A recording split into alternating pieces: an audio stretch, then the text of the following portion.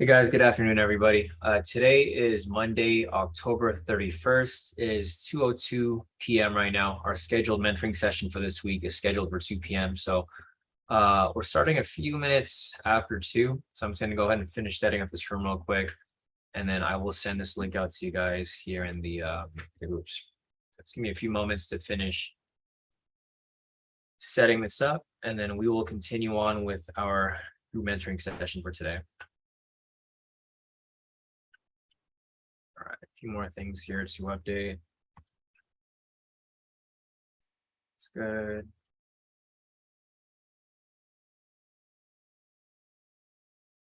Solid.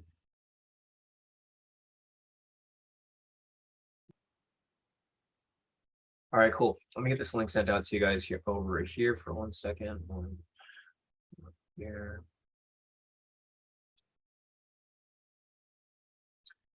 All right, cool. So let me just send this out real quick.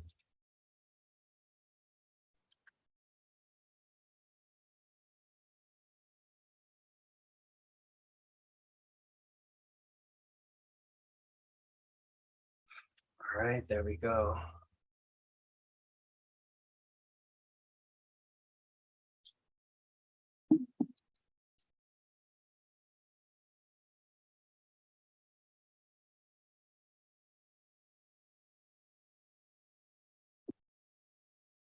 All right, cool. So I'll get a few moments for people to make their way in. Once people join in, we can get started with our mentoring session for today.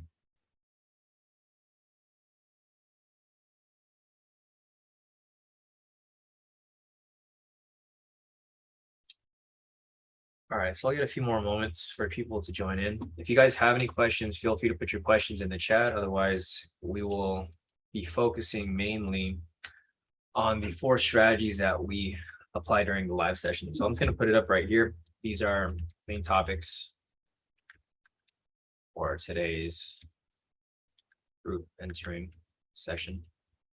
So for one, we're going to look at the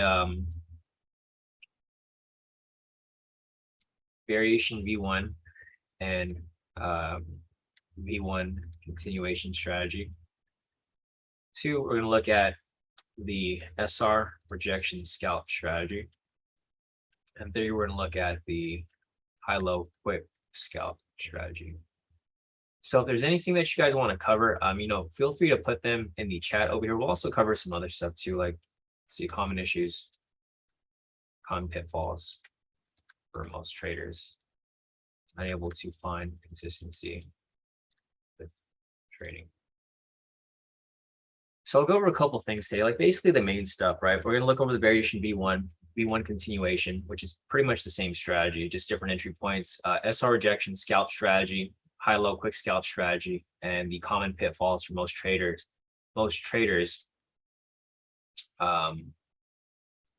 Unable to find consistency. So it's like the common issue with everyone, right? You guys already have an idea of like what the issue is. It's typically like revenge trading, over trading, over leveraging. It's always the same thing for everyone. Everyone runs through those same issues. Not everyone gets over them. So I'll try to help you guys come up with ideas as to like, what your issues are. If you guys do have problems with being consistent, just pop into this chat. I'm free to help you guys out, guys. Like I've been through the same issues with all of you guys have run into. So if there's something that you're having a problem with, I've probably dealt with it and I figured out ways around it. So looks like a pretty good amount of you guys are here so far. So if you guys have any questions, feel free to put your questions in the chat. Otherwise, we will get started shortly with these main topics for today. So today is Monday, October 31st, Halloween. So happy Halloween, everyone. It is 2:06 p.m. right now. Our scheduled group mentoring session is for 2 p.m. So there's a few minutes in. And this is what we're going to be covering mainly today. All of our group mentoring sessions are pretty much going to be the same. And the difference between each session is that everyone will have their own personal questions for me to answer.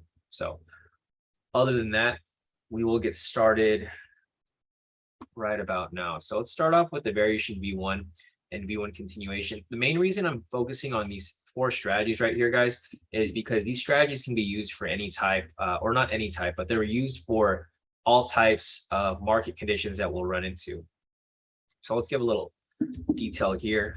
Apply during heavy trending markets, SR Jackson scalp strategy, ranging markets, and most other conditions. And for this one over here, the high-low quick scalp, applied during moderate trending market conditions. So as you guys can see, it's not super difficult. I mean, I'll show you like how to figure these things out, because it's not really that hard once you like know when to apply them. I think one of the main issues, and I'll add that to this as well. I'll just leave this as number 4, how to identify market conditions using high-low, using the K2 high-low indicator. So it's not that difficult at all. And I think that's it. I mean, if there's anything else here that you guys want me to cover, feel free to drop your questions in the chat. Otherwise, I'll go over the requirements, and then I'll go over examples, and then I'll go over like a lot of this trade psychology stuff at the end. If you guys haven't started, or you guys haven't looked at Trading in the Zone by Mark Douglas, that's one of the books here that we kind of discussed. It's a really good book to read, because it basically explains to you that you can use any strategy. You can use whatever strategy I apply here, or you can use your own strategy. The main thing that people have issues with is really following them consistently, right? If your strategy stops working for a day or two, you might think it might not work anymore, and then you might move on to the next strategy. The problem with that is that you never really give the strategy enough time to really play itself out, because a lot of the times you can use like the most mediocre strategy, but if you guys can use it consistently, you'll have bad days, you'll have good days, but as long as you have a good strategy, or at least a decent one, you guys will see that over time it'll be profitable. These strategies right here, we've been using these live for years now, and these work perfectly fine. So this is why I've kind of narrowed down our strategies to these, basically 4 main strategies to apply, depending on the market conditions. So let's see, Dejan said I've been listening to chapter 5 over and over at night. Yeah, so Dejan over here, I mentioned to him this weekend, I was listening to the book, the audiobooks. I listened to the book basically maybe once a month, if not once every couple months, whenever my trade psychology is kind of off. So what I told Dejan here, because his issue is, taking these trades that he thinks are good trades, but they're kind of like random trades, and they tend to win. The problem with that is that once you get too confident taking like random trades like that, you start taking too many of them. And then once you have once you lose one of the trades, you start to create this bad habit of taking random trades. Like for example, we have a strategy here to follow, but if you just think that price is coming down and you just enter random buys here and you win them all, or random sells here, and you just keep winning, you're going to keep taking random sells. Eventually you're going to lose the trade, and you're going to revenge trade your way into a blown account. So if you have a problem with taking random trades and not finding consistency with following rules, chapter 5 of that book will be good. There's another part that I was listening today, chapter 6, which is also good. So I think 5 and 6 are good. And he really dials in on, let me see if I could even find the book on here. So let me see if I could find the, no, I'll just look it up right here. Trading in the Zone, Mark Douglas. I just want to see if he has the,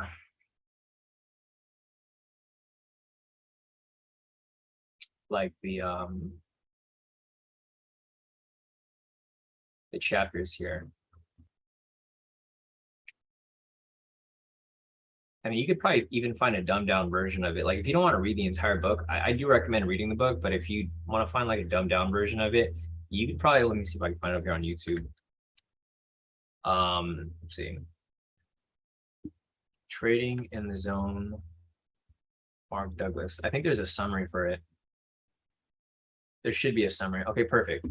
So, I mean, I haven't personally looked at this summary of it, but let me see if I could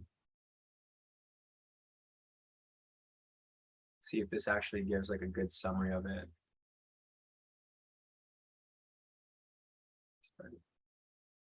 Maybe something here.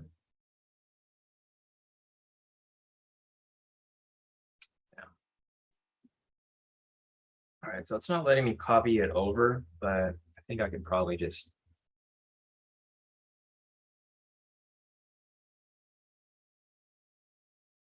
So I don't know if this is like a good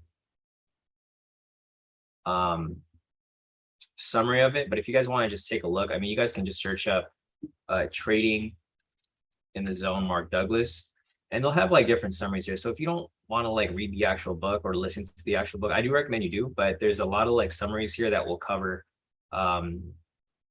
you know, quick summary of the book. And if you'd like the summary, you know, go ahead and read the entire book. It's like $10 on Audible. So I think it's really worth the $10.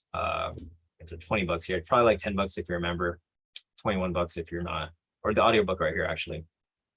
Yeah. So I have this book right here. It's only $12. So $12 will go a long way, especially if you have problems with your trade psychology. All right. But anyways, let's get back to the session over here. So if you guys have any questions, feel free to put your questions in the chat. Otherwise, I will start off with the variation V1 and V1 continuation right over here. So let me go and see if I can find any examples. And then when I find one, we can go over the requirements here. So let's see. You know, I'll probably have to go back a little further. Okay, so there's one like right here. I'm gonna go and just replay it.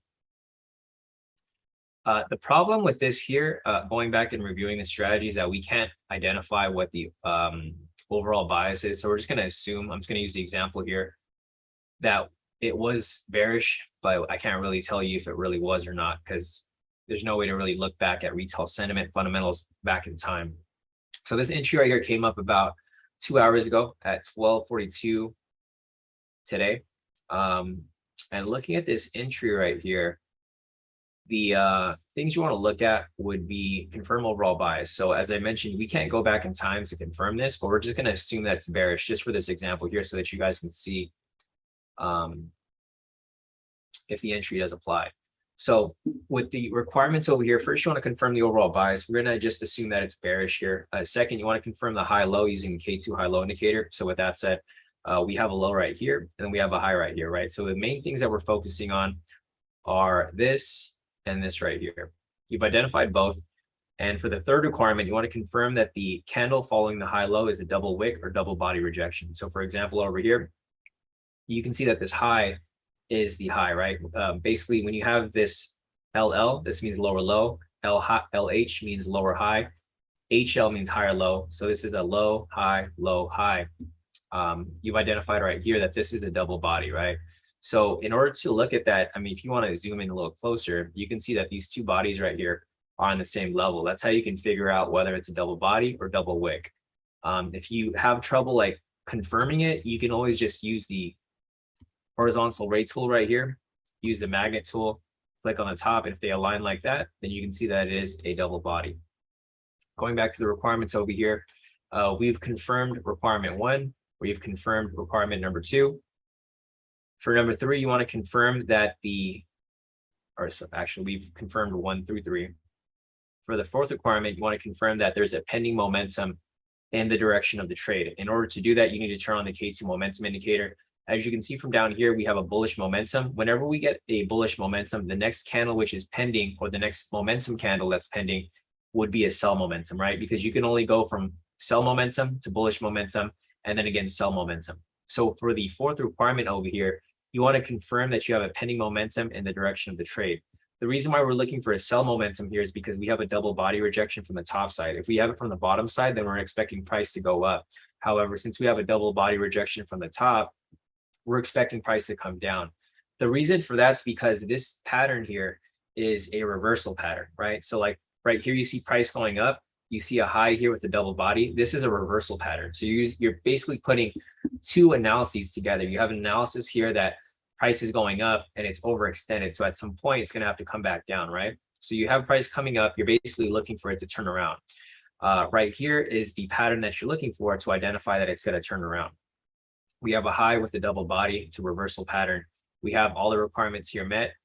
Going back over the requirements, confirm overall bias. We're going to assume that that's bearish. We're going to confirm the high low. We have the high here, low right here. We want to confirm the candle following the high low is a double wick or double body. Right here, we have a double body rejection. For the fourth requirement, we want to confirm that there's a pending momentum. Since we have a bullish momentum here, we're expecting price to swing the other way for a sell. So we have a sell momentum here. And with that said, we have all the requirements met. After you see this setup here, you can enter a short position on the open of the following candle, which would be right here. TP is going to be 100 pips. Stop loss is going to be 300 pips. Once you have that setup right there, you let the trade run. And there you go, full TP. So super, super simple entry right there. If you guys have any questions regarding this strategy, feel free to drop your questions in the chat. We've been covering the strategy for about a couple years now, or maybe like a year and a half, right? Maybe not a couple years, but a year and a half for sure. Because we started applying this like around summer last year. So if there's anything that you guys are confused with, this is just a review of the strategy. If you guys are new here, feel free to drop your question. I can go over it more in detail, and then we can cover it further. So let's see, we have one input here from Pat. So Pat said, here's where I struggle with a V1. First requirement is to confirm overall bias. For this example, not sure what the fundamentals were at the time, but retail bias was a strong buy and technical were a buy as well. So technically, does that void requirement 1? I get that it was a little overextended and due for a pullback, but without meeting requirement 1, these entries scare me. Yes, so you're completely right, Patrick. So the thing with this here is that since we don't know what the other requirements were, if the fundamentals were very strong and the retail sentiment was very strong, then it would outweigh the technicals, right? Because the technicals are the weakest one. So yeah, like you said, we can't really tell because we can't go back and back test it. This is a strategy that's better tested forward, right? Like real time. That's why I didn't really back test the strategy very much. For this strategy, we mostly did it real time during the live sessions. I mean, we've been applying it for a couple of years now, or a year and a half. So that's why I trust it and I do think it works. But like you said, we can't really back test the strategy. The only time that I would back test it, or not really back test it, is to show examples, right? Because like, for example, here I can show you an example, but I can't really tell you if all the requirements are necessarily met unless someone was trading at 12 o'clock and they can tell us what the requirements were, what the overall bias was. But looking at the overall bias here, retail sentiment and fundamentals, if these two align, then they'll outweigh technical bias. But if technical bias aligns with like fundamentals or retail sentiment, then you can possibly take it there. And yes, the minimum stop loss for this would be the 300 pips. So like, for example, if the drop was like too far below it, then it would be too far. Like it would fall under the red flag for the max stop loss. Is that what you mean, Patrick, regarding the minimum for the stop loss? Because we have a maximum, but not necessarily a minimum. Like say if this candle here was super small, like for this one here is actually pretty small. There's a big gap right here for the stop loss. So there's not really a minimum, but there is a maximum. So like say, for example, this entry was like way down here and the high would be like right there or like somewhere above it, then we would skip it because the candle would be too big. But typically you're not going to get something like that. You're going to get something that's kind of like tight knit like this. If that makes sense, Patrick. So if there's any other confusion here, guys, feel free to put your questions in the chat. I'm here to help you guys out. So like whatever you guys need help with whatever these strategies that you're confused with, just drop your questions in the chat. This is like the best time for you to get the one-on-one help because it's hard for me to explain this stuff during the live sessions since we're like too focused on making actual entries. Yeah, exactly, Patrick. So Patrick's asking, so as long as the stop loss isn't past the high of the high low. Yeah, and that's correct. So, I'll try to find an example where it's past it, but I don't think we're really going to find too many because typically they're going to be like just lined up. Like whenever you see a reversal pattern like this, the candle, like the way that the pattern plays out is that it starts to lose its steam. Like for example, we have another high low right here, or not high low, but we have a V1 continuation. You can see how like price kind of drops, it retraces up, and then it starts to lose its steam. Same with this one right here. Price is pushing up super heavy. And whenever you get an entry like that, it starts to lose its steam right there, right? Because you can see these candles are moving pretty heavy. And then right here, it kind of slows down a bit. And then it just, full on reverses to the downside. So most of the time, you're not going to run into that issue. But if you do run into the issue, it's probably not going to be a good entry anyways. Yeah, no problem, Pat. Gotcha. So yeah, Dijon said there's another one at 11:30. So I will get to that one. But let's get to this one over here first, because this is the closest one to it. So I'll just try to go in order. So let me put the requirements here again. So again, guys, today we're covering the V1 continuation, SR rejection scalp strategy, high-low quick scalp strategy, how to identify market conditions and common pitfalls for consistency. So we just went over the variation V1. This one right here is not going to be a variation V1. It's going to be a V1 continuation. So I kind of want to show you guys both of them so that you guys can see the difference here. So the reason why this right here would not be a V1 is because this one does not have a pending momentum, right? We already have a sell signal here, so there's no pending momentum. It's impossible. For the continuation, you're basically applying the same strategy, but in the direction of the momentum. So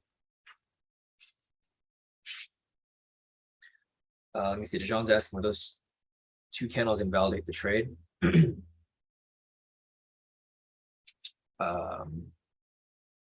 Yeah, so I'll come back to this once we're done with this one right here. Dijon, I think this is the one you're referring to, right?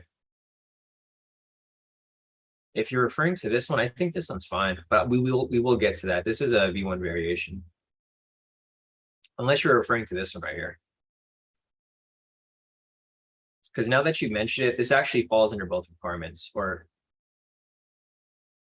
oh yeah, no. So this one works for both. This is actually a really good entry. If you ever see one that's a double body and double candle wick, then this is almost like a for sure. And it's a pretty good entry to take. So again, as I was mentioning before, this is not going to be a V1 variation because there's no pending momentum. That's going to be this requirement right here. Fourth requirement. This is what makes this strategy. The continuation is the same thing. It just doesn't have that requirement there. So I would find this to be, well, I mean, they're both like pretty equal with the probability rate. But I think this one is probably better because you get that momentum push to just like blast right through your TP. For this one right here, it's just continuation in the direction of the trade. So looking at the requirements over here, since this is not a variation V1, I'm just going to delete this for right now. And we will come over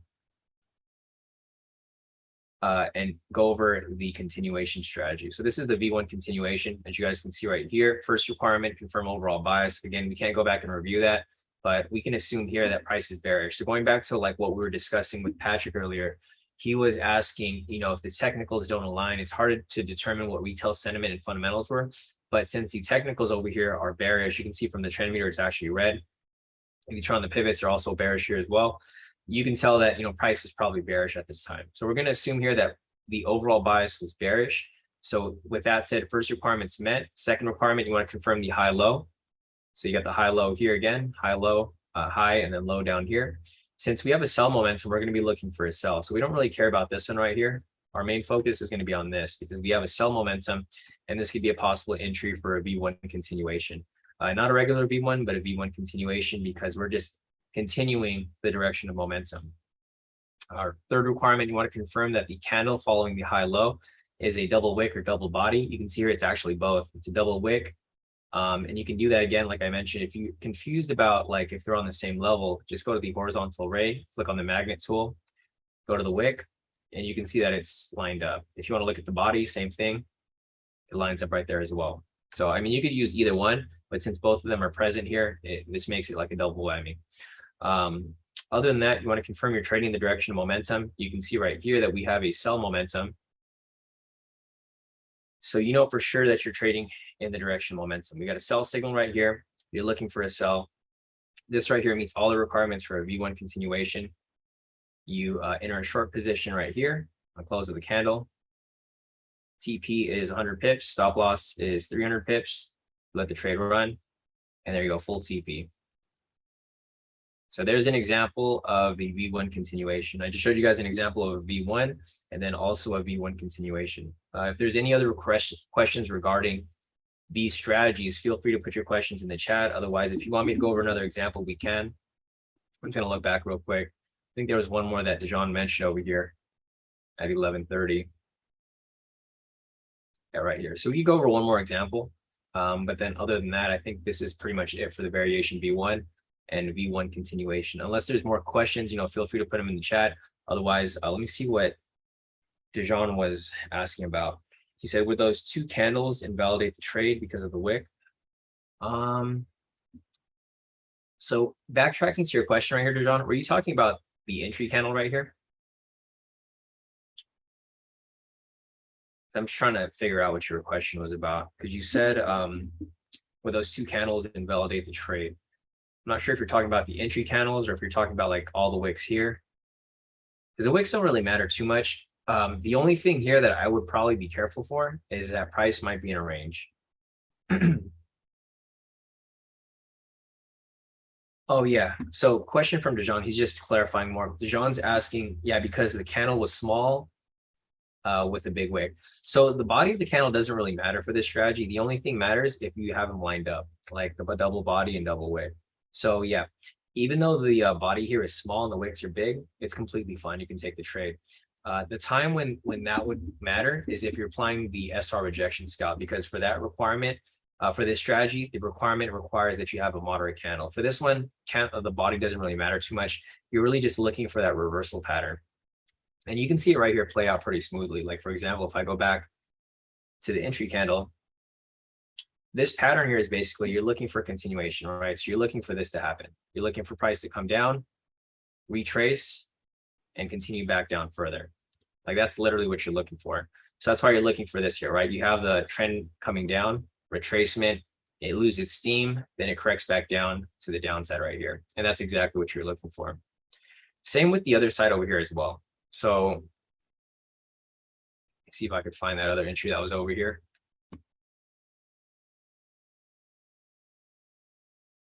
So same with this one right here, right? You're looking for the same thing, just in the opposite direction. So you're looking for price to push up from here. If you have a buy bullish momentum, so you're waiting for price to come up,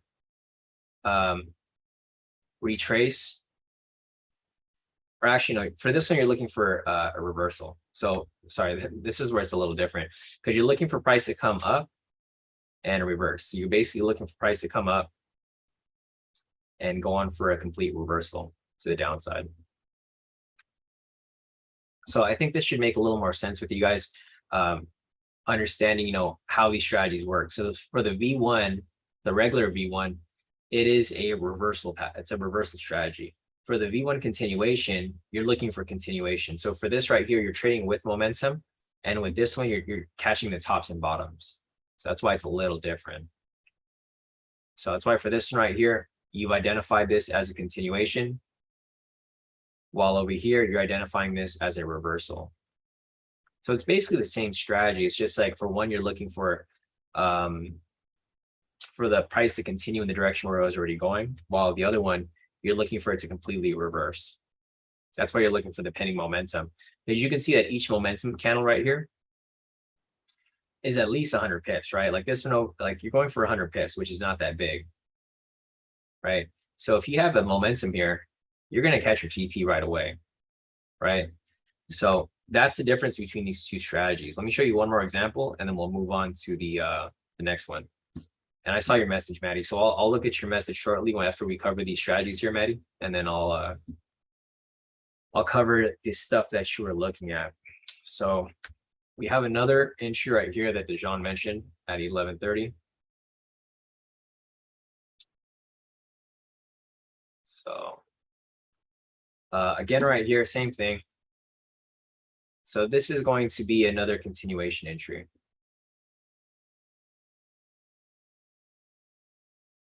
So confirm overall bias. Again, as you mentioned, actually, this is going to be actual V1 because there's a pending momentum here. So this is a normal V1. Again, right here, you want to confirm overall bias.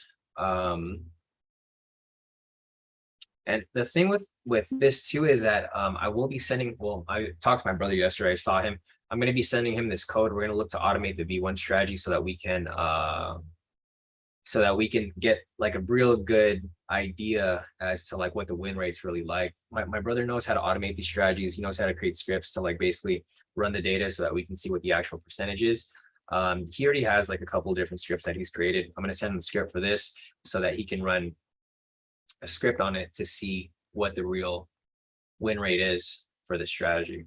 So I'll once he's done with that, I'll get back to you guys on it and we can see, because if that's the case and he can automate it, like I wouldn't mind just taking every single V1, right? I mean, there's gonna be some losses and some wins there, but if we can do it and we can tighten our stop loss where it can be like a 2-to-1 or even a 1-to-1 situation where the spread's tight, like I wouldn't mind taking every single trade, because like looking back at these examples here, all of these V1s, if we took every single V1, like even during ranging conditions, we could have made a ton of profit. It's just being able to take these trades without having to think, right? Because when you take the trade yourself, a lot of your trade psychology comes into play and it kind of tricks you into not taking the trade. If we could automate it, which what my brother focuses on, he doesn't really trade the way we do. I mean, he does trade the way we do, but he tries to automate things because his trade psychology sucks. Like he has like the worst trade psychology.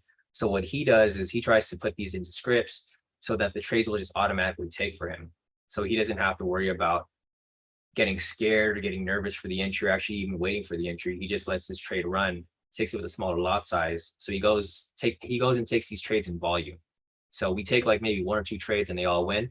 He'll take like maybe 10, 20, 30 trades and he'll have a couple losses, couple wins, but at the end of the day, it'll be in profit.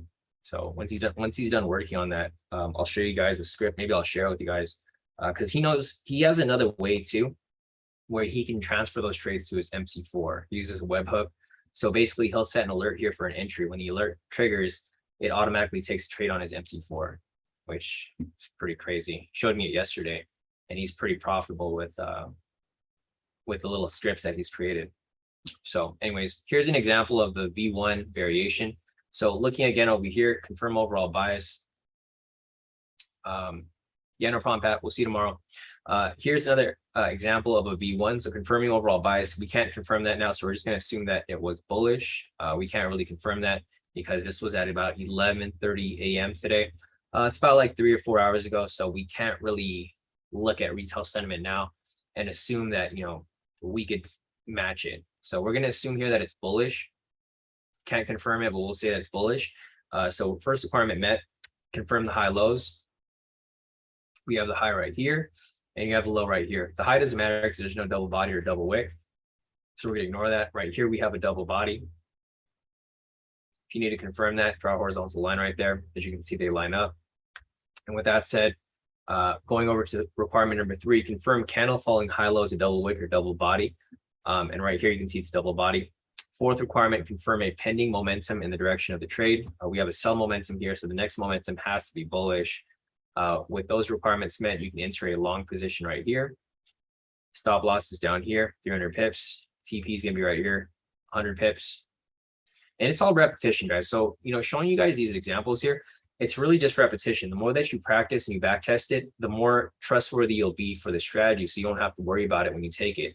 When you lose a trade, you just have to move on to the next one, because if you keep worrying about the trade, you're going to miss some good trades and you're going to take all the bad ones. So with that said, let the trade run. And there you go, full TP on the next candle. Some slight pullback right there, but it went straight to full TP after. So there goes another example of a variation V1. If there's any other examples that you guys want to see regarding the V1 or V1 continuation, just let me know and I'll cover it. Otherwise, we will move on to the next strategy here, which is going to be the SR rejection scalp strategy. So I'm just going to go and reset this real quick. And we'll see if we can find any examples for the V1 or for the SR rejection scalp. All right, so I don't see anything here from my perspective. We have one right here. So I'm going to go ahead and just mark up this high so that we can clean it up. So for the SR rejection strategy, I'm going to put that over here. And I need to change these requirements. I think I'll just change them right now to really clear it up for you guys. So what I'm going to do here is I'm going to rewind to this candle here. And let me just change these up. So let me just look at this real quick. I think I'm going to switch number 2 with number 1.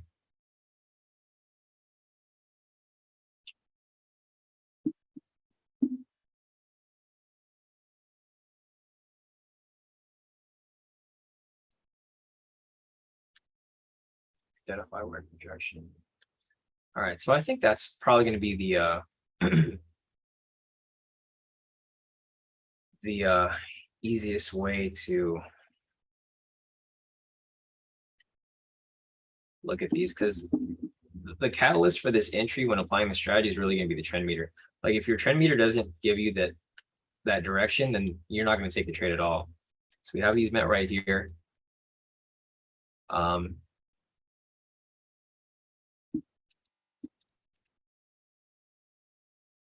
see.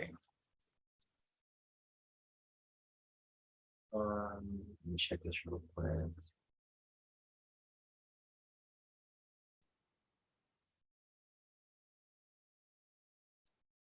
Candle prior to entry cannot be more than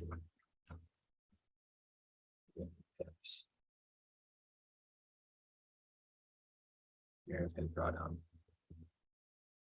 And this is another requirement that I'm going to put here. I've been using a different TP stop loss. So I'm going to change it here on the requirements as well. I know typically we use a 300 pips TP stop loss, but I'm trying to tighten it a little better so that we have a better risk reward ratio. I know a lot of people don't like it when it's so wide like that. I typically do it because the market moves a little crazy, but I mean, this is usable. I've been using 200 pips for like the past couple months now, and it's been pretty solid. And if we do have a loss, like for example, today I took a loss, and I only lost like 1,800. 1,800 is not that much because it only takes like maybe 1.5 trades to make back. So I'm gonna start using 200 pips for the TP. I mean for the stop loss, and then if we need to adjust it, like the market gets too crazy and too volatile, we'll change it back to like 300. But for now, I think this is fine. So with that said, we'll look for this entry for the SR rejection. So to confirm which direction you'll be trading in, actually, so this is actually not even an example because trend mirror is actually green. So let me go back to this real quick. And let me find a better example. All right, so there's actually one right here.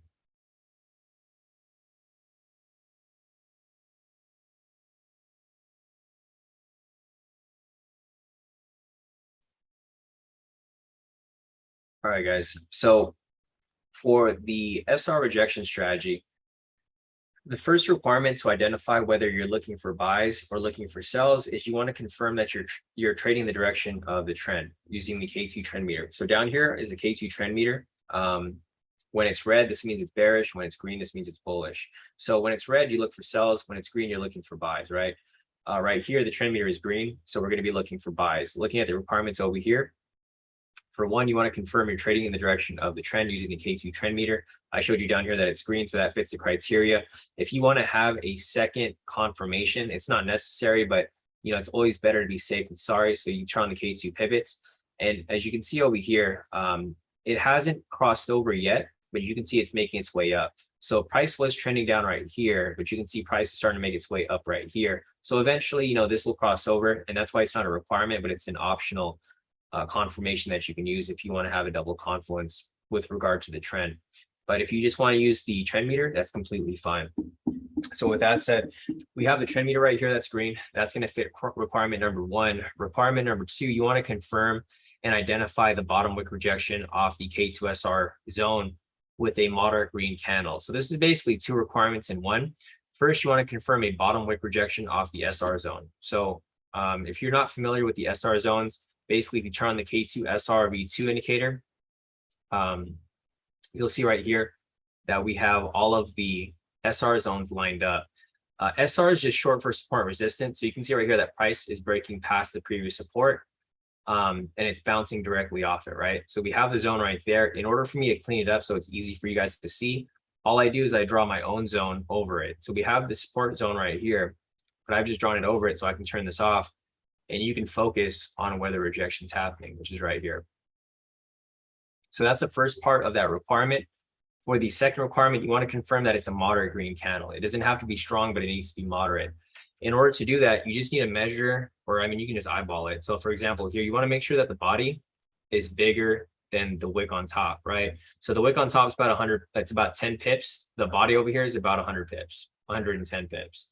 So with that said, this is obviously a moderate candle, and the second requirement's met. For the third requirement, you want to confirm that you're trading in the direction of momentum.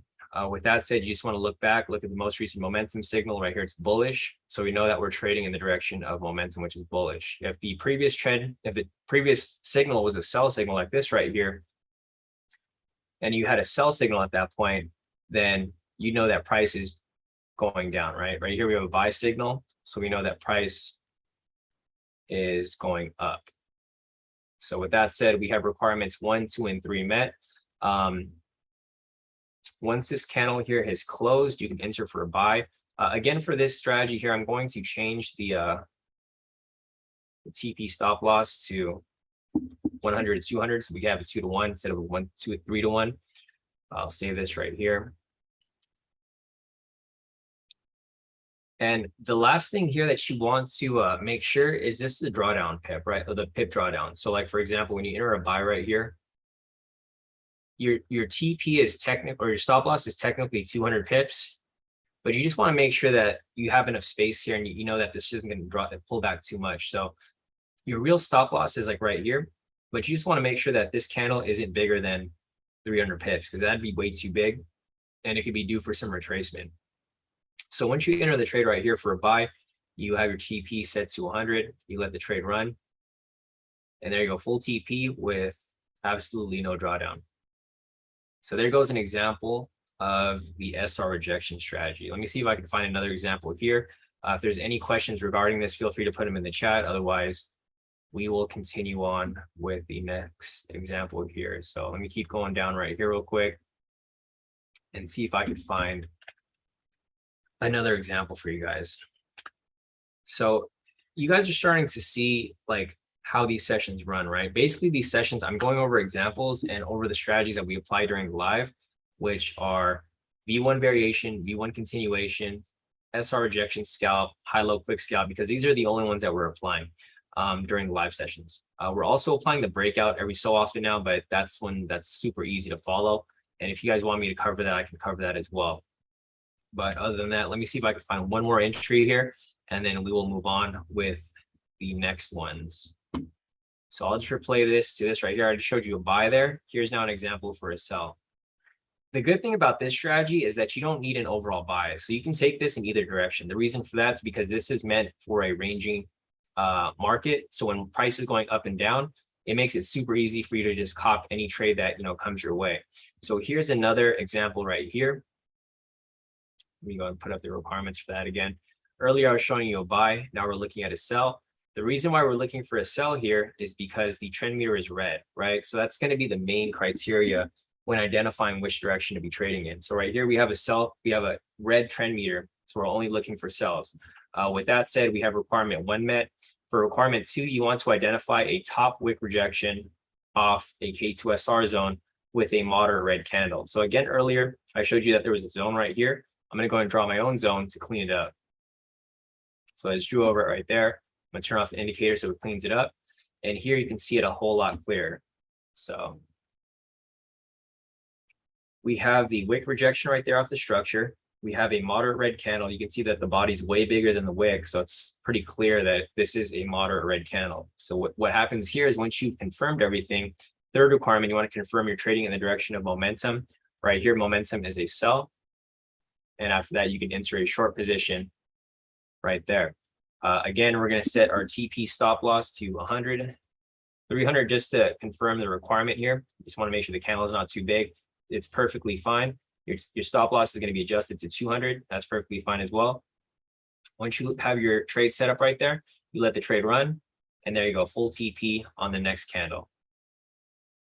So it's pretty simple, guys. I mean, the requirements might seem a little complicated, but the more and more that you practice this, the easier it'll be to identify and take your trades. So this right here is another example of the SR rejection scalp strategy in both directions. I showed you a buy, showed you a sell, both super simple. It's just you're looking for trades in the opposite direction. So if there's any questions, feel free to put them in the chat. Otherwise, we will move on to the next topic for today, which is the high-low quick scalp strategy. So if you guys have any questions, drop them in the chat. Anything else you want me to cover regarding this, if you want more examples, just let me know and I can show you more examples. But you guys can see that it's a super easy strategy to apply. That's why I've pretty much narrowed it down to these three strategies. I showed you a variation V1, super simple, V1 continuation, even easier because there's less requirements. SR rejection scalp, it's super simple too once you get the hang of drawing your or identifying the SR zones. Because I mean, the indicator does all the work for you, right? You don't really have to do too much. It's really just plugging and playing. So there goes the SR rejection scalp strategy. Looks like there's no question, so I'm going to move on to the next one, which is the high-low quick scalp strategy. So this one is like everyone's favorite. The reason for it being everyone's favorite is because it's so easy to apply. The only problem is that it's kind of hard to find like a moderately trending market when the market is kind of moving around erratically. So let me go over here real quick and see if I can find one. So a high-low quick scalp, which would be, it's nothing here. All right, so there's one right here. And you can see that this entry right here actually lines up with the variation or the V1 continuation. So you actually have two strategies right here that line up on the same candle. This is the same example that I showed you earlier, but it's now applying a different strategy. So it actually fits criteria for two strategies. If you find something like that, it's probably going to hit because each strategy has a very high win rate. You know, you have two strategies that line up on the same exact candle. Odds of it hitting are very likely. So here is the high-low quick scalp strategy. Again, the catalyst for this strategy is going to be the momentum signal, right? So if you have a sell momentum, you're looking for sells. If you have a green momentum, you're looking for buys. So with that said, we have a sell momentum right here. And that's going to satisfy our requirements for a sell. So looking over here, you want to identify bearish direction of momentum using momentum indicator. We have a sell signal right here. So momentum is obviously bearish. Second, you want to identify a high using the high-low indicator. We have a high right here. Third, you want to identify a top wick rejection off the following candle. So we have a high right here. This next candle right here has a wick rejection. That's what the requirement's calling for. But the difference with this strategy here is that you mostly have to apply this when the trade is running live. This is hard to backtest because you can't determine like when the wick actually showed. But it wouldn't really matter here because the criteria is going to be met. It doesn't matter if you entered right at the top or you entered a little lower. All the requirements here are met. The last requirement, you want to confirm that entry is not past momentum candle. So the momentum candle is up here, meaning your entries have to be below this point. Like your entries can't be anywhere above here. If it's above this line, then it violates the fourth requirement. But since the entry is way down here, this meets all the requirements. So you're supposed to enter as soon as you see the top wick. This candle here kind of pushed around a bit. So your entry could have been anywhere within this candle, right? So your entry literally could have been right here, could have been up here, could have been down here, anywhere around this area. I mean, generally your entry would be somewhere above this area, or like this would be where the latest you can be because price would push up and your wick would show up anywhere around this area. So typically you probably enter somewhere up here, or if you enter down here, that's completely fine. As you can see at this point, even if you entered at the last second, or like when price came back down, you still would have hit your TP immediately. Price probably pushed up. As soon as it came down, you would have entered your sell, and then you would have hit your TP. If you entered a little late, like say you entered down here, for example, it happens sometimes, right? You're not thinking and you just take the trade super late. Even if that was to happen, if you let the trade run here, it still would have eventually hit your TP. Might have taken a couple minutes, but eventually it still would have hit your TP. So this is the example of the high-low quick scalp. Let's see, Stern said this is like the V1 continuation. Sort of, except you're not waiting for the candle to close. So yeah, you are right, Stern, that it is. The only difference is that you're not looking for a reversal pattern. So there's no double body or double wick. Typically, it'll have a double body or double wick because, I mean, that's basically what you're looking for, right? But this candle here could have closed higher. So like, for example, this could have closed up here and it still would have been fine because you would have had your wick on top but the candle would have been up here. So it's somewhat like the V1 continuation, but not really. The requirements are like completely different because for the V1 continuation, you're looking for a continuation pattern or a reversal pattern. While for this one, you're not really looking for any of that stuff. You're just looking to continue the move, right? So you have momentum coming down and you have a strong bearish momentum. You can enter at any point. Like your entry could be up here, down here, even lower. But it's kind of similar. So it's kind of similar, but it's kind of not because the requirements are completely different, but they do look very similar depending on how the candle closes. Like if the candle closes red, then yeah, you're always going to get a double body. But if the candle closes green, you're still fine because you still have a wick there. So yeah, super simple strategy. There's one example there. Let me look for another one and we'll be on our way. So let's see. Sell signal right here, no entry. Buy signal right here, no entry. Sell signal right here. There's a high, but this high right here is past the momentum, right? So it doesn't fit the criteria. Also, there's no wick on the next candle. Same with this one right here. There's a high, but it's past the momentum, right? So there's not going to be an entry right there. Let's keep moving forward, or backwards actually, and see if we could find another one over here.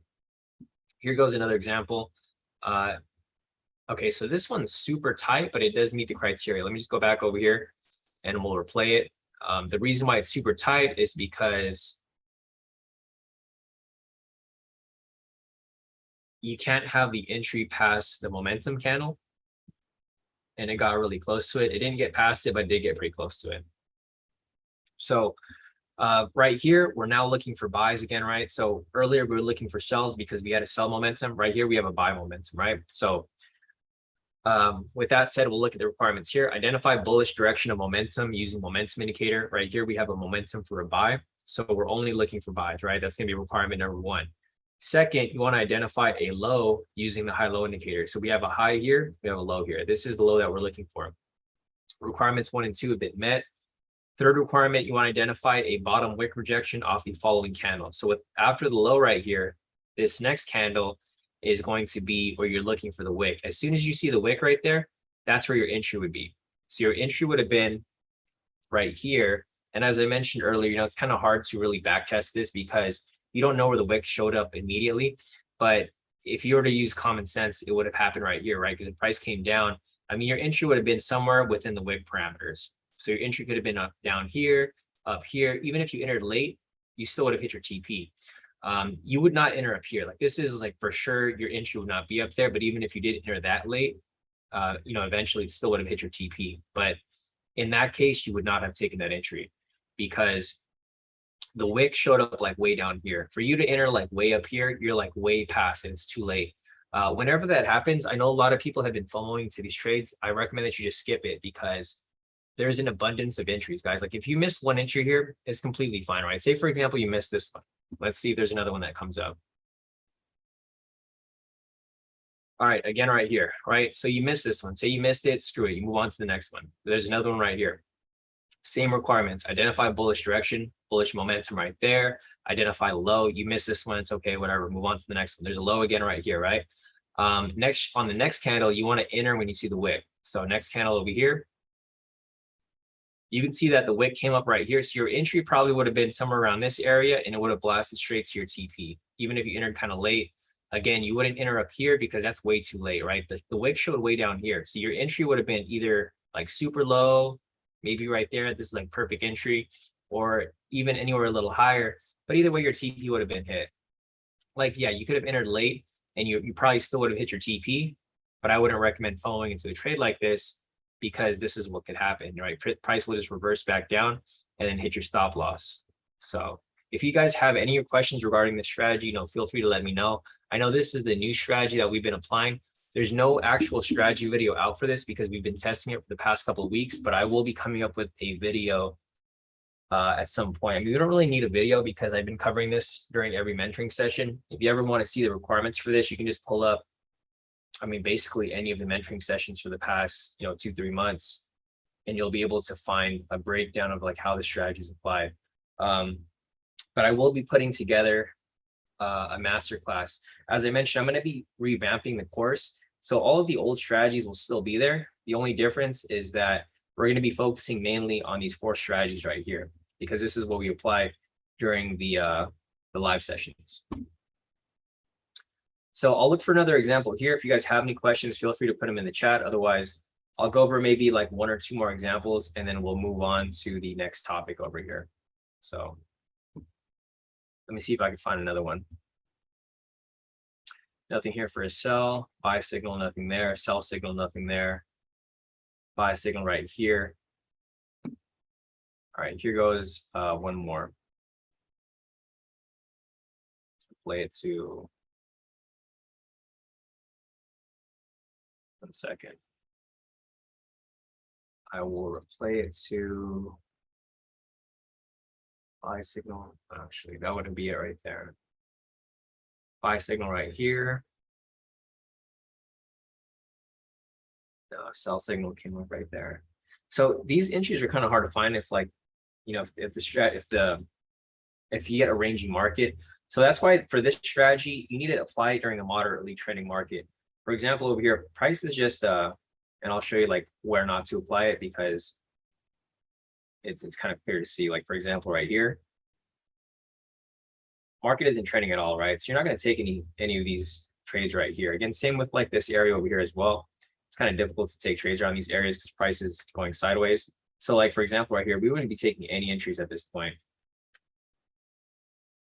Then go back a little further, see if I can find something. Nothing here. Nothing here. Nothing here. Nothing here. Nothing there. There's no wick on that bottom wick on the bottom of this candle here. Yeah, actually, I don't see any other entries here. I personally know because I was looking for entries here myself. Okay, so there's one right here actually. I was looking for a couple entries after we got off the live because I wanted to bounce back from that loss, but I didn't find anything, so I just stepped away after a few minutes. So here's another example for a sell. Reason we're looking for a sell here is because we have a sell momentum. So looking at the requirements, identify bearish direction. Right here, we have a sell signal. So we're only looking for sells at this point. Identify the high. There is a high right here. Third, identify wick rejection off the following candle.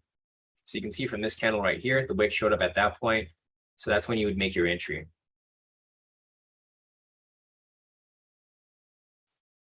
Your entry would have been right there. Confirm entry is not past momentum. So momentum is right here. Entry is down there, perfectly fine. Everything's met. Once everything's met right there, you can enter on the open of the, you enter as soon as you saw the wick. So when you saw the wick right here, this is probably where your entry would have been. If you entered a little late, you probably would have been in right there. But either way, on the next candle, price pushed through and hit your TP. So your entry probably would have been up here, but if you entered a little late right there, it still would have hit your TP right there on the next candle. So this is an example of the high-low quick scalp. Dejan said that strategy happens super fast, so a lot of the time I miss it. Yeah, for this strategy here, you have to be super focused and dialed in. So like if you've seen during the mentoring, or not the mentoring sessions, but during the live sessions, I'm like literally glued to the screen. So this is a good strategy to apply if you can focus for like a good hour, right? So I typically trade from 6:30 to 8. So for an hour and a half, I'm like glued to the screen. I'm not really looking at anything else aside from like overall bias, you know, small questions here and there, but I'm not answering anything detailed because I'm focused on the chart for the specific entry here. The main things that you guys can look for if you're looking for a high-low quick scalp is when you have a sell momentum, like for example, right here, say you have a sell momentum, and at this point, you're like, all right, I'm looking for sells here, right? The next thing you need to focus on are just the highs. So if you have a low right here, you're not going to get a high, right? It's impossible. So you just got to keep yourself focused to look for these highs here to come up. So you can see a lows here is getting established. Once the low is established there, you know a high is going to come, right? Like it's just using basic logic. So you have a sell signal here, you have a low here, the next has to be a high. So if you see something like this on the chart, this is where you can start to focus. Like, okay, you tell yourself, all right, we have a low here. I'm looking for that high. That's like the main thing I'm looking for. So as soon as you see the high right there, you're like, oh crap, there's a high, right? So you see a high there and you already know the next candle is going to be your entry. So you got to be focused. Like there's two main things you're looking for. Momentum, so you know which direction to trade. Once you have momentum, you're either looking for the high or you're looking for the low. You know, the more you practice it, the easier it is to identify and spot Like for me, I don't have to think about it. When I'm on the live, you'll see me looking for momentum. So once I see momentum, I'm like, okay, I'm looking for a high. Once I have the high at that point, this is where I would make my entry, or even right here. So this actually would have been 2 entries. So you saw how the high right there repainted. If the high repainted like that, you'd actually have an entry right here. And then on the next candle, you'd have like 2 entries. You could have entered here. If you missed this one, your entry would be on the next one.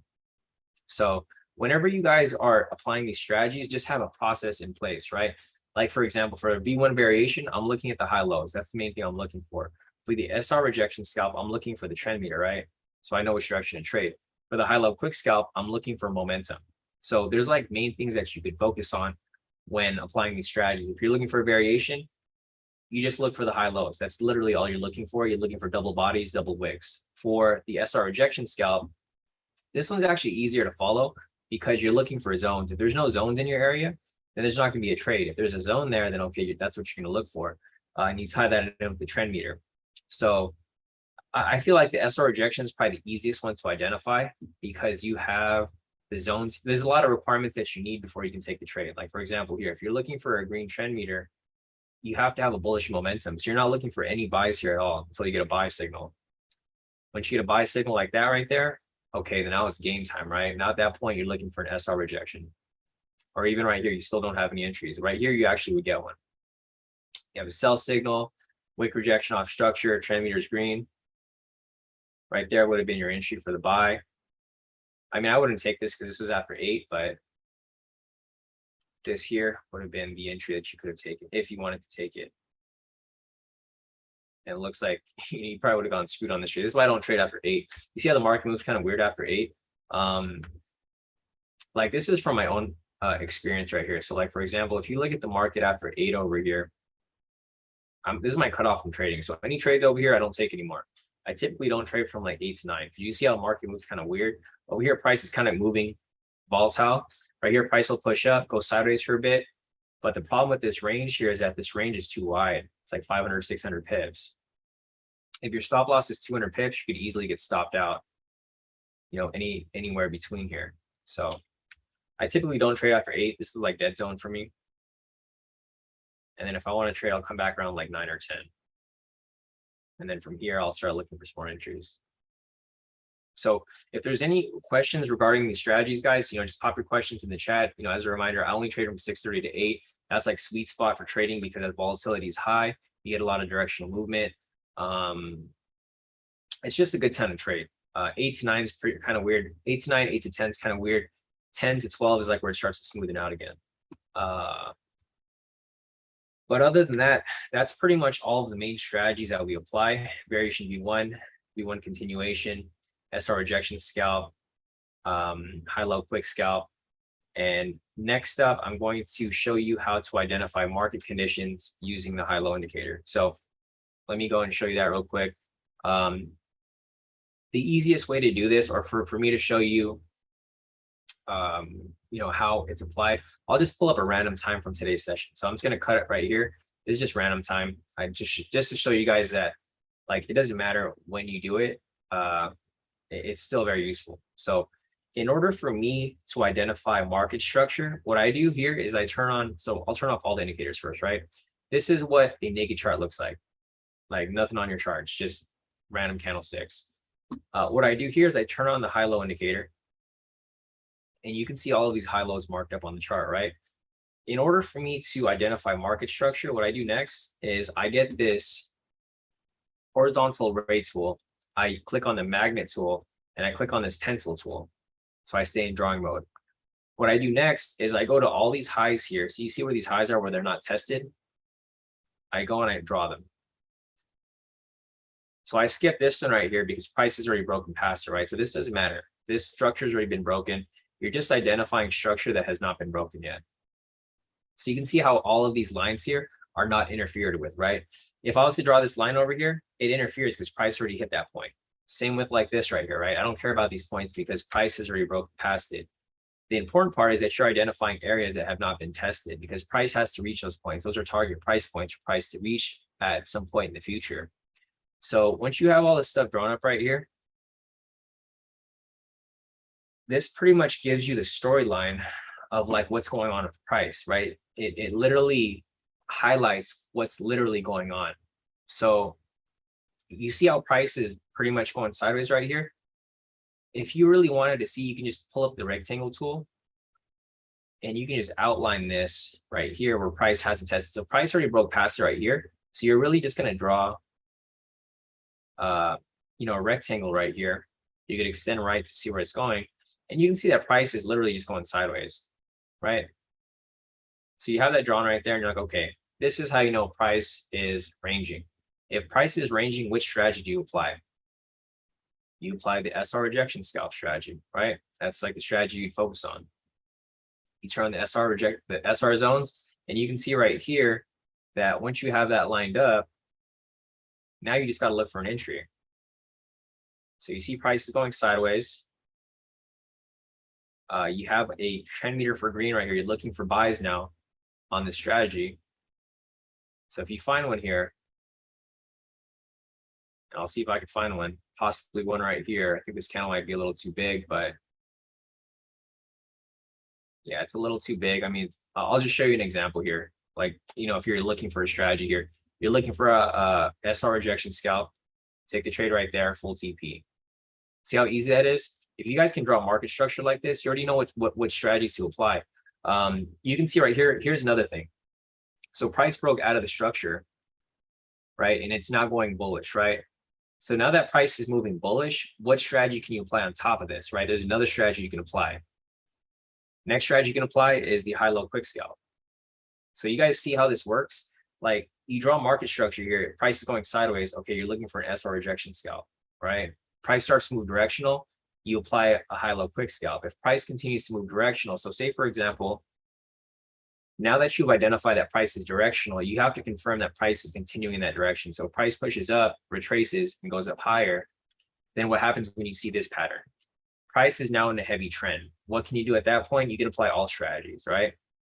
So it's really just plug and play. Like you figure out where the market's going, and then you just plug in the strategy that works for that type of market condition. So again, right here, if you were to update your zones,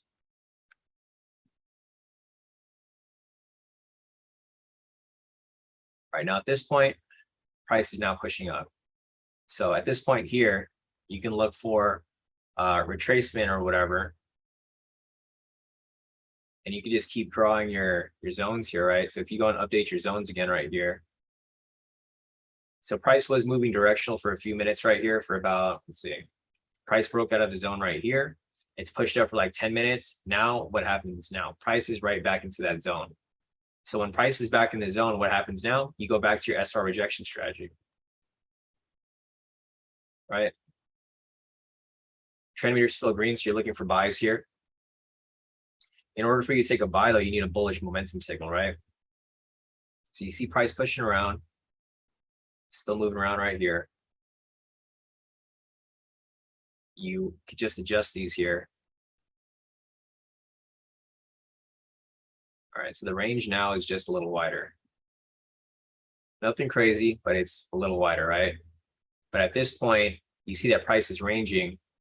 You're applying the SR rejection strategy again. So you turn on the SR zones, you're looking for that wick rejection. There's actually one right here. So you see that price is ranging. You see the rejection off the zone right there. It would buy signal. You enter that for a long position. You do the same thing again for an SR rejection scalp strategy or scalp entry. Let the trade run. And or actually for this one right here, this is after 8. Sorry guys. So at this point, I would have already stopped trading, but we would look for entries like from basically 6:30 to 8. So my cutoff right here would be from 6:30 to 8.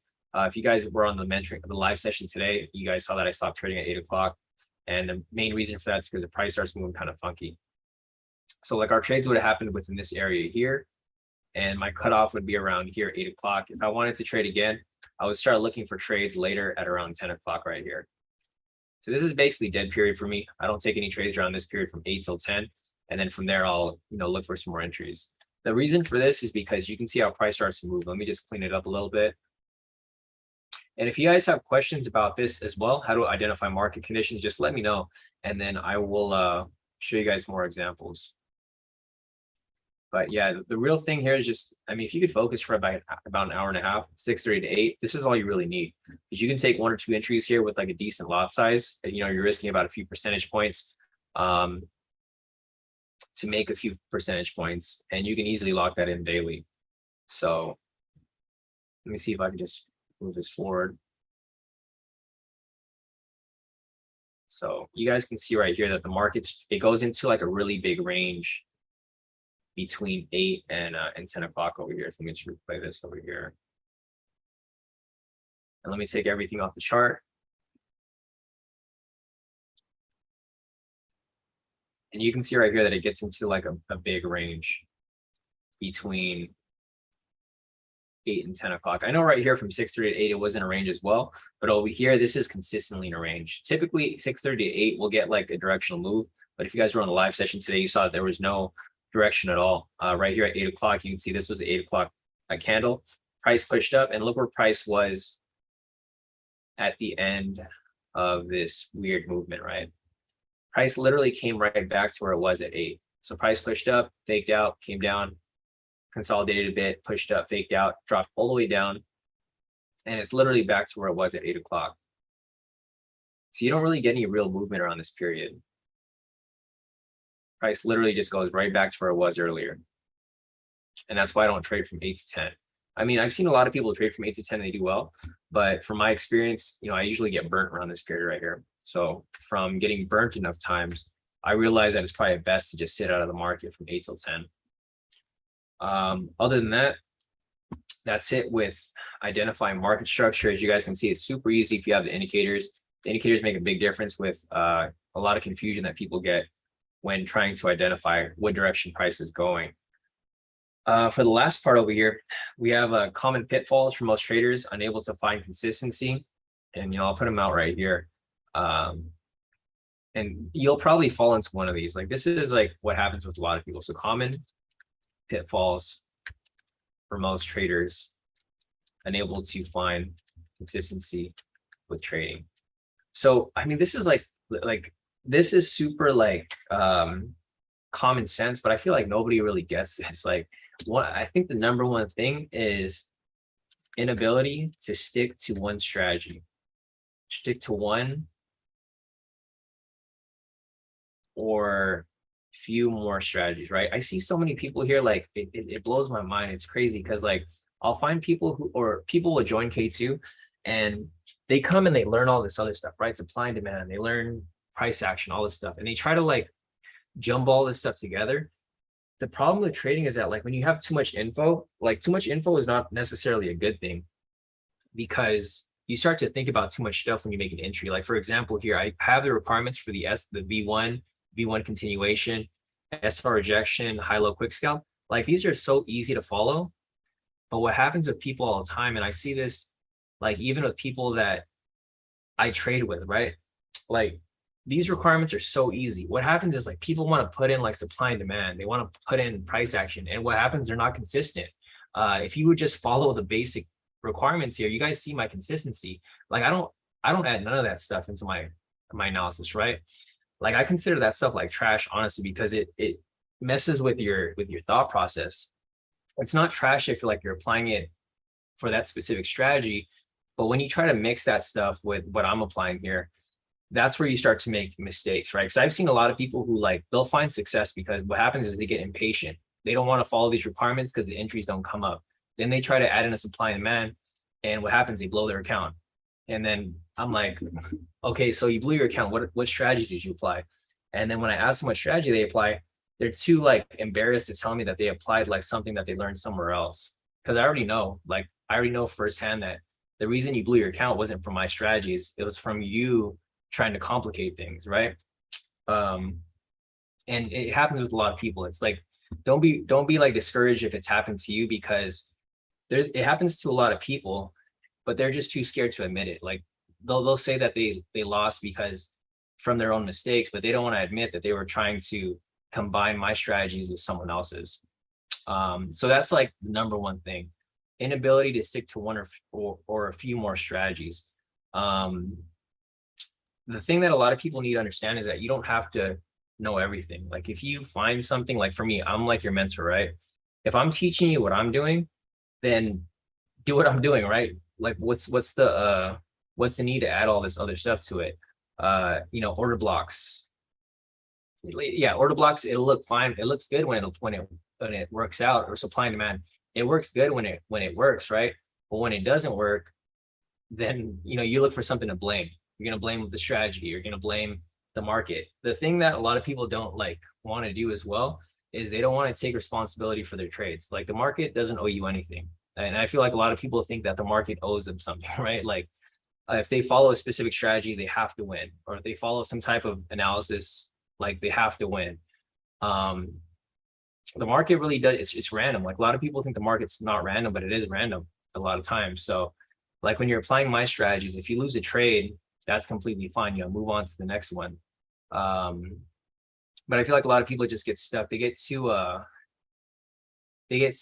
focused on like not losing any trades, because I don't lose very many trades, but that's because like I also weigh the pros and cons. Like I'm applying one strategy or a few strategies, but when I see the market is moving kind of weird, then I don't enter trades at all. So yeah, Dijon said I tried order blocks when I was out of K2 and I got tooted and booted. Yeah, no, it's hard. Like what I do recommend is if you want to apply supply and demand, then apply that by itself. Just do supply and demand on its own. Don't mix it with K2. Don't mix it with anything else. If you want to apply order blocks by itself. Those are all separate strategies. And the thing is, like, yeah, you're gonna have some like times where like it's gonna work well, but majority of the time you're not gonna have it. If you listen to the book I was just telling you guys about, Trading in the Zone, right? If you guys listen to this or read this, go to chapter 6 and he'll explain to you exactly what I'm talking about. He literally explains what I just said, that people go into phases when they trade. When they first start trading, you guys don't have a lot of information and you guys will win a lot of trades, right? But then when you start losing trades, you go on this like mission to find every type of strategy out there. And then what happens is you start to mix these strategies together. And when you mix them together, it just screws with your thought process. You guys will probably see that like you were probably a better trader before you knew all this information than now when you have too much information, because you start to overcompensate, trying to avoid as many losses as possible. So that's yeah. And Maddie said as well. So Maddie said, yeah, when I do supply and demand, I do it by itself. I don't use it with K2. I keep it separate. Yeah, and that's exactly what you should do. It's fine to apply these strategies, but you guys have to understand like when to keep them separate, because supply and demand is a good strategy. I mean, I'm not gonna lie, it's good, but it's something that shouldn't be mixed with like other types of strategies. Like when you're applying supply and demand, you're kind of like applying support. Like it's kind of like applying support and resistance, right? But you're using different parameters. So that's like number one. So number one pitfall for most traders who aren't able to find consistency is their inability to stick to one or a few more strategies. And that's why I have four different strategies here. These are all for different types of markets: heavy trending, ranging markets, and moderate trending. So you pretty much have all the strategies you need here. I think supply and demand would apply for, it'd be similar to a variation or continuation, because this applies really well during heavy trading markets, because you can use that to take on reversal entries or continuations. So I think this would be very similar to applying supply and demand type strategies. Like if you wanted to apply supply and demand, this would probably be one of the strategies to apply it with, but you wouldn't apply it with something like the SR rejection. Like these are totally different for ranging markets. The second thing here would probably be revenge trading, right? So for the second thing here, revenge trading, this is like a really, really big thing for a lot of people. I forgot what the term was, but because I'm still listening to this book here. There's a term that he uses. I think they're called like something in boom traders. Like there's these types of traders where you like, and I actually fall under one of this criteria as well, not for this criteria, but what he discusses, he mentions that there's some like really high win rate traders who will win like for a month straight and have no losses. But what happens is when they have a loss, they don't know how to control their emotions during that time period, and they end up revenge trading and blowing their account, right? The difference between those types of traders and me is that I know when to stop. Like for today, I had a loss today, right? I didn't keep trading. And when I had this loss today, I just called it a day. I like just stopped trading for the day. And then I'm going to come back tomorrow and basically make everything back. So one of the big problems here with revenge trading is that people don't know when to take a break or when to step away. The worst time to continue trading is like when your emotions are involved, right? So when you guys lose a trade, you get emotional and you want to make the trade back right away. For me, I've learned that it's better to just step away rather than trying to make your profit back. Because what happens is once you lose a trade and then you lose the second trade, you're going to try a third time, right? Because you want to make it all back in one day. Once you get to that third trade, you're going to lose that trade again. And then when you get to the fourth trade and you lose that one, because at that point, once you lost 3 back-to-back trades, you're just going to YOLO it. You're going to be like, all right, I'm going to take one big trade. If this hits, I'll make it all back. If not, I blow my account. What happens? You blow your account. So revenge trading is number 2. Number 3 is overtrading. So overtrading is very similar to revenge trading. It's just when revenge trading happens is when you lose. Overtrading is when you win and you want to just keep winning, right? It becomes an addiction. Like you have one win and you're like, oh, that was easy. So you try to take another trade and then you win that one and then you take a third trade and you lose. So like when you overtrade can lead to revenge trading. So you'll have like 1 or 2 wins, and you'll see this a lot with like people's profits. Like I don't want to call anybody out, but you can see sometimes when someone like, because you can see the pattern here. I don't know if anyone showed it lately, but because there's a specific pattern that, and then I see it all the time. Like I don't say anything, but I know that this person was revenge trading. They just got lucky making their way back.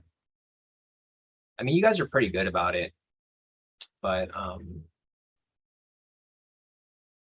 let me see. I know there's someone here, but I don't want to show their name. Let me see if I could just pull it up, and because what happens is you'll see them have like 3 wins. They'll have 1 loss, 1 win, and then like 3 losses. And I'm like, okay, that guy was definitely revenge trading. Because you look at the timestamp when they took the trade, and they took all those trades within like a small period of time. So I don't see it here.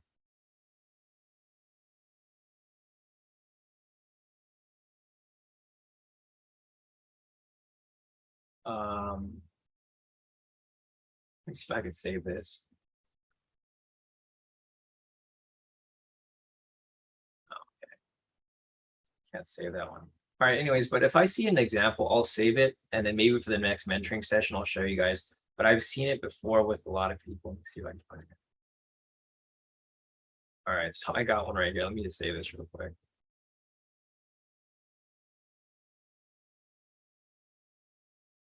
All right, so there's like some revenge trading going on right here, as you guys can see. A couple wins, couple losses, and you can see the timestamps right here, right? These all happened within a 1-minute period.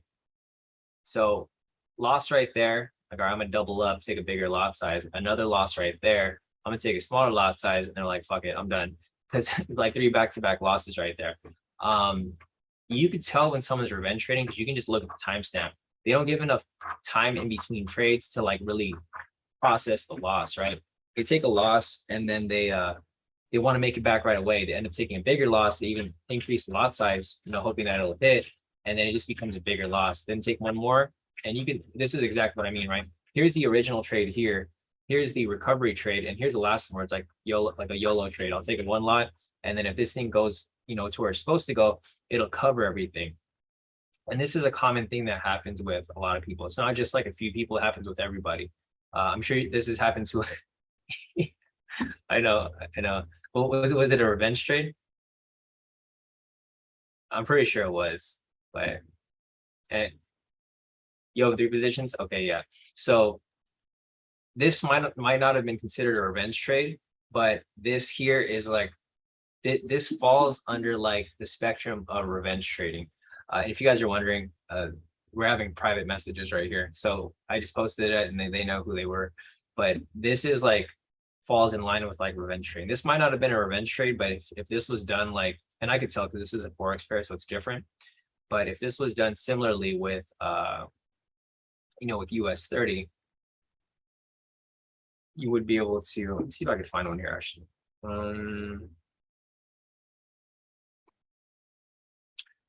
Let me see.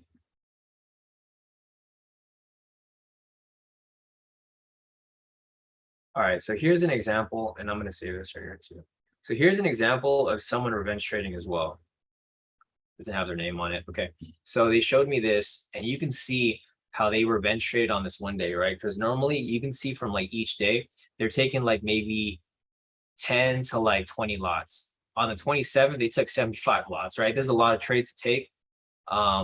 And you can see that like it's a dramatic increase. They were having a pretty consistent days, like $300, $300, $50, smaller trades, $300 here, and then a huge loss here where they ended up blowing their account. This is an example of revenge trading. They find consistency and then they have one loss here and then they just start stacking it up until they blow their account. They don't have the individual trades here, I don't think. But yeah, unfortunately, this person here ended up blowing their account.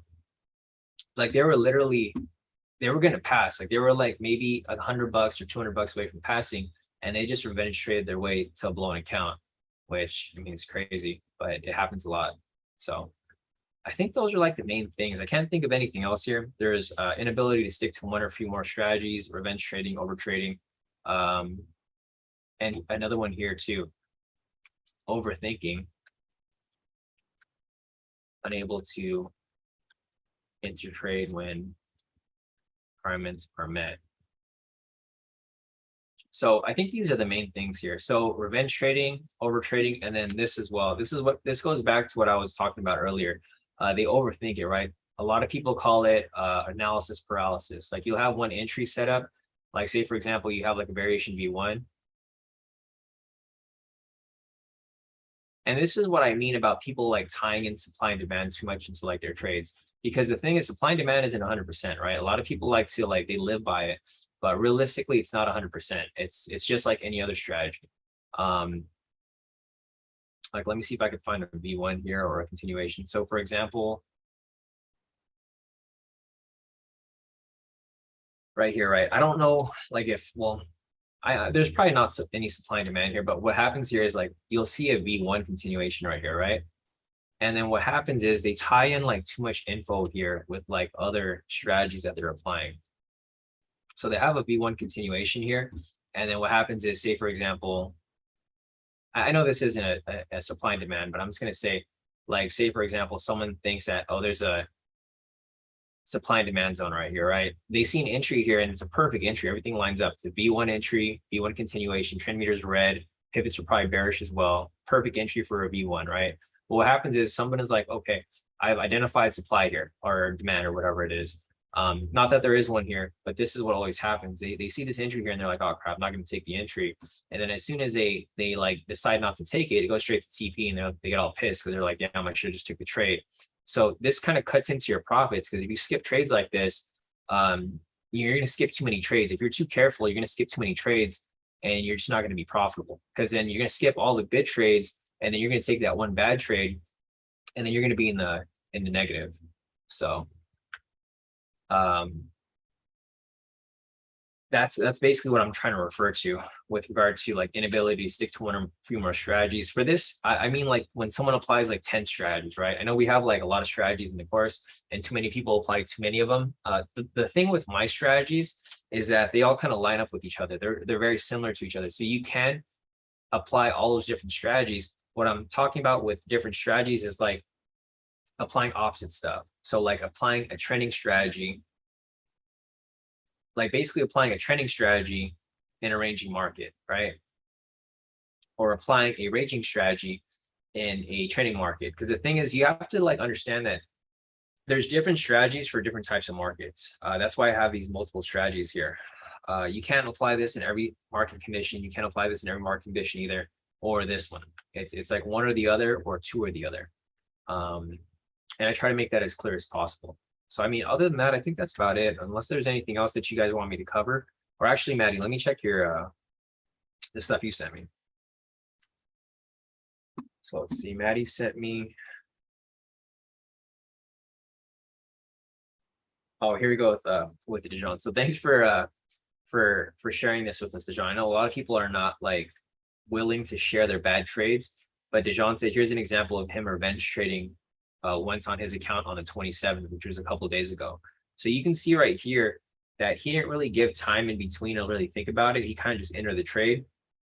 Like they were both buys here, right? Like he just enters them right there, right after each other, hoping that it'll hit. And this is like one of the big pitfalls. And this is, we talked about this too, right, John? This is like something that you could avoid. Like it's not really that difficult to avoid. What you can do is if you lose a trade, I would just stop trading for the rest of the day. You guys have to keep in mind that you have a whole week ahead of you. Like you don't have to make all your profit on Monday. And you don't have to make up all your profit on like Tuesday, right? You have Wednesday, Thursday, Friday ahead of you. So if you lose a trade like I did today, instead of revenge trading or over trading, I'm going to come back tomorrow fresh and make that profit back. I'm also going to stop trading during Asia. I started to realize that during Asia, I've been taking a lot of trades that don't even apply. Like I'll see some trades and not all requirements are met. I'll like skip a requirement and like luckily the trade will hit, but then it makes me want to keep trading. So I'm not trading during Asia anymore. I'm just sticking to New York until I can get my like trade psychology back on point. So my trade psychology is kind of screwed up right now too. Due to the market conditions, it's been kind of slow. So I've been itching to take trades and I've been taking a lot of shortcuts, which are not good. And I don't want to teach you guys bad habits because, how am I going to teach you guys how to trade and I'm not even following my own rules. So yeah, I just got to keep myself in check. Just like you guys, I still have to keep myself in check. Doesn't matter how long you've been trading for, your trade psychology is going to get screwed with, from time to time. So yeah, exactly. Dijon said, it's like when I lose, I start to see stuff and make up trades. So I have to learn and just stop like today. Yeah, and that's exactly what you have to do, Dijon. Other than that, let me see what Maddie sent me. All right, so Maddie, to check this out when you have time for the mentoring session. If not, we can Zoom on a day. So here's another strategy that Maddie's been looking at. He said trade in the direction of momentum for buys, wait for the next candle to break the top of the previous candle, sell, wait for. Okay. So let's see, this was at 7:45. This is another strategy that Maddie just came up with, guys. So this isn't an actual strategy. It's just something that Maddie's playing around with, which is completely fine, right? If you guys find something that works good, then, so be it. So Maddie over here said basically trade in direction of momentum signal. This was at 7:45, so it's exactly right here. Gotcha, okay. So wait for the candle to break the top of the previous candle.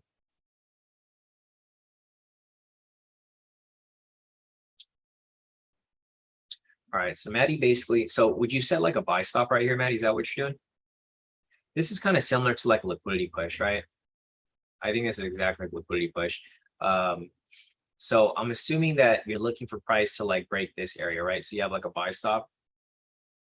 Okay, gotcha. Yeah. So Maddie, he said buy stops would be best, but he's just been doing it manually. So basically what Maddie's entering right here are liquidity pushes. Because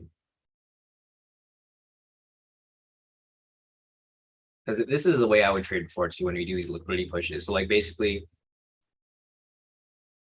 oh gosh, okay. So Maddie said when the candle breaks the signal candle. So this one right here. So basically the thing that Maddie was identifying was like, so gosh, okay, break the candle with a signal on it. So what Maddie was doing here basically is when he sees a momentum candle like this, he like waits for the pullback or retracement or anything. And as soon as it passes the momentum candle, that's where he'll enter the trade. So this is a little different. This is not the, and this is this a one-time go, Maddie? Let's see. All right, so you have an entry right here. I'm trying to see like, why did you enter this one over here? So I see you have two of them.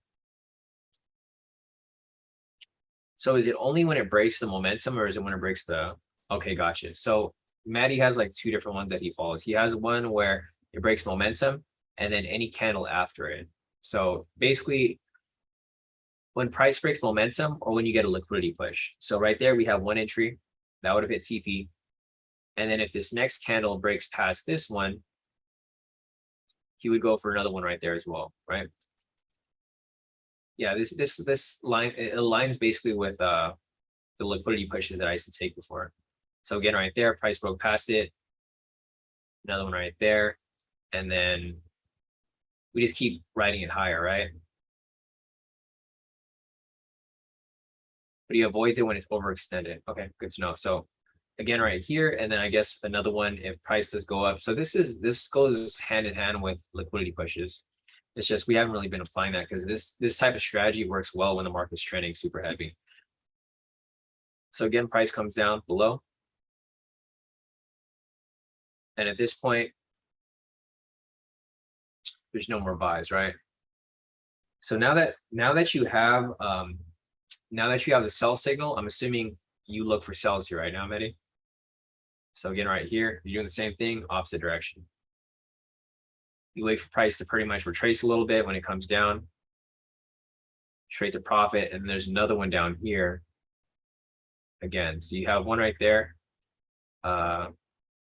So this hits TP right there, and then you got another one here that also hits TP.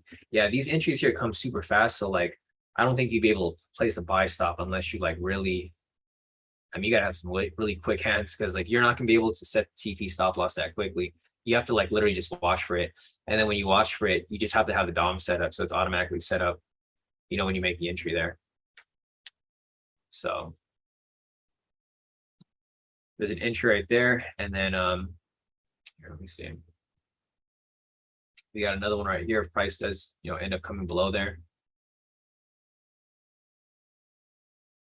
All right, so you got the buy signal right there, or not yet. See, so this is where you might get kind of screwed. Like if you get to a point like this where price kind of touches and then it comes back up, that's where you get stopped out. So I see what you're doing, Maddie. This is like similar to the liquidity push.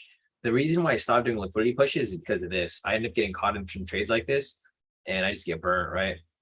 So yeah, I see what you're doing here. You just need to find another requirement. Like for example, like you said, the sentiment and everything was like so strong for a buy, so I probably wouldn't have even taken any sells here. Yeah, exactly. So for something like this, I would probably just look for buys. Like again, for example here, because the sentiment was so strong for a buy signal right there. Obviously when price went past it right there, you would have taken your buy. So this is like something I would take if the sentiment, if the overall bias was very strong for a buy. Like for today, it was super strong for a buy. So if I was to see something like this, yeah, of course, I take a trade right there. And then you got another one right here. So yeah, I mean, this is something we could play around with. I mean, it's similar to like what we're already applying. We can just toss this into like the category with the V1s and V1 continuation. So another one right there, prices push up higher. Again, right there, full TP. And then price broke past it again right there. Same thing again right there, another full TP right there. So yeah, no, it works really well. Yeah, I mean, if you want to test this out, man, it'd be great. I'll probably test it with you, but we'll see like how this goes. This would basically just get added in with the V1 variation and continuation, because this is a type of strategy that works good during trending markets, like heavy trending markets. Yeah, Maddie said also take into consideration big candles, red flag, etc. Yeah, and I agree with you too. So again, right here, let me see if we can find one more. Another one would be right here.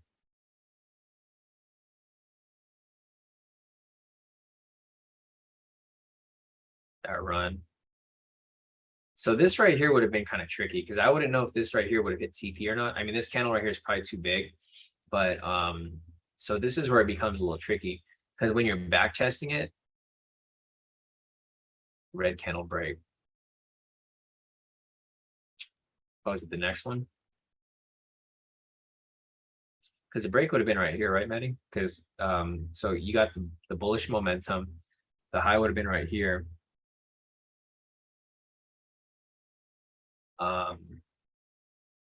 Gotcha. Okay, so you said this one over here at TP. Yeah. So I think it would have hit TP too. The only problem with this here is you can't really tell if like it, because you can see how the candle did shoot up. The only problem with this is like, when these candles push up like this, it typically could bounce back up and down.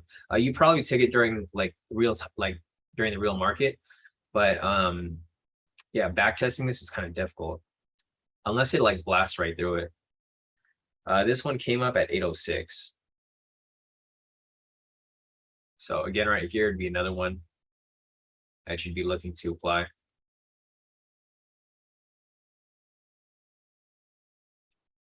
see. This one again would have been full TP. Another one right there. This was after 8 though, so the market was kind of moving kind of funky, so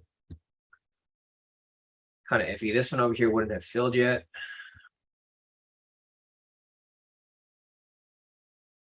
Sell signal came out. Get into the sell right there. I mean, we wouldn't be taking any sells here to begin with because of the bias.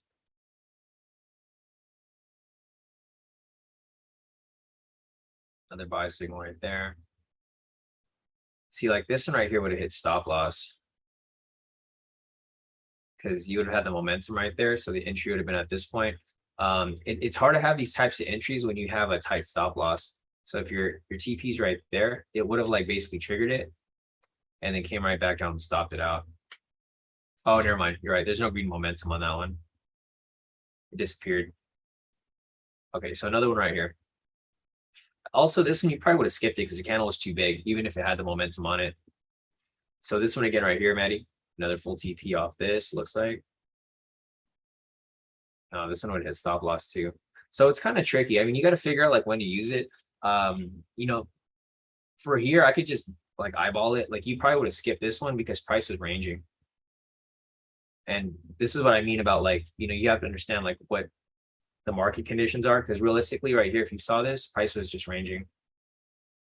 So I could see this working during heavy trading markets. Like it works good if like the same time you'd be applying the variations and continuations. But right here, you can see that price was just ranging. So even though you had the entry right there, I would have just skipped it. Because you just get this weird movement, right? Price goes back and forth. If you get a clear move, like if price is going up and down super obvious, like that, then yeah, perfect, right? Because you could just take every trade and it'll just keep hitting. Gotcha, yeah. Yeah, Maddie said it was pretty late, so he's just gonna do it between 6:30 and 8, which I could completely agree with. So I mean, that looks pretty solid, Maddie. I mean, thanks for sharing that. We could just apply that. If you guys want to look at it yourself, you guys are more than welcome. But yeah, it looks pretty good. I mean, what Maddie's been looking at here. And this is what's the good thing about like K2 guys. Like, we don't hide stuff from each other, right? We're always trying to share stuff with each other. And if you guys find something that works, then great, we can work on it and figure out ways to make it official. Sometimes like with this, you just need one other requirement to like make it better. I think the main requirement here is to identify market structure. If you can identify a trending market, then great, it'll work pretty well. I actually apply something like that myself, Maddie, but I don't have any requirements for it. It's kind of one of those trades where I just kind of take it and I pray that it's gonna hit, right? It's one of the it's like the random strategies that I don't have requirements for, and I just take it and it hits, and it gives me that high where it's like, okay, the strategy is perfect, but I don't really put it together into something that's really I guess mechanical. Because like for that, you can like that's kind of trading off intuition. Like if you see price going up like that, like for example right here, same thing, right? The strategy you're talking about is kind of similar to a high-low scalp. So like, I mean, not this right here specifically, but let's see if I can find one here. Okay, so for example, right here, this is the same exact strategy that you're referring to. But for you, you would have taken the trade right here, right? So this is where you would have taken the trade. This like lines up with the high-low scalp strategy. So for you, If you had this right here, you would have taken the trade like before it closed past it. The difference between the high-low scalp is you wait for it to close past it, right? Like right here. So instead of taking your entry up here, I would have taken it down here. Either way, they both would have hit, but it's just different points of entry. So it's, you know, we just got to play around with it. Today was probably not a good day to test it out because the market wasn't moving directional. But, you know, when the market does continue to move back into the directional aspect, then it should hit. So, all right, guys, I think that's it for today. If you guys have any other questions, you know, feel free to reach out. You guys can email me at sean@kodikaitrades.com, or you can message me on Telegram, probably the fastest way. But yeah, other than that, guys, I think that's it for now. If you guys have any other questions, feel free to reach out. Otherwise, we'll be back here tomorrow morning, same place, same time, as we take on the next trading day for this week. So other than that, guys, have a great rest of your day.